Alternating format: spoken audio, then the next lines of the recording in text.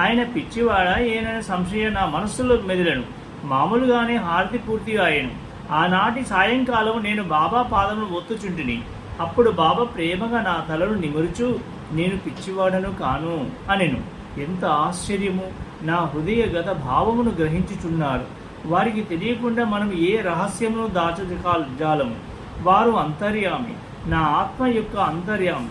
వారి అంతర్యాత్మిత్వమును గూర్చి నాకు అనేక నిదర్శనలు కలిగెను. వారు నాతో మాట్లాడుచున్నప్పుడు నా హృదయంలో కూర్చుండి మాట్లాడుని వల్లే మాట్లాడువారు. నా హృదయంలో గల ఆలోచనలు, కోరికలు గ్రహించుచుండేవారు. వారు నాలో ఉన్న భగవంతుడు వారే భగవంతుడు నిశ్చయించుటలో నాకెట్టి సంకోచము లేకుండెను. ఒక్కొక్కప్పుడు వారిని నేను పరీక్షించుచుంటిని.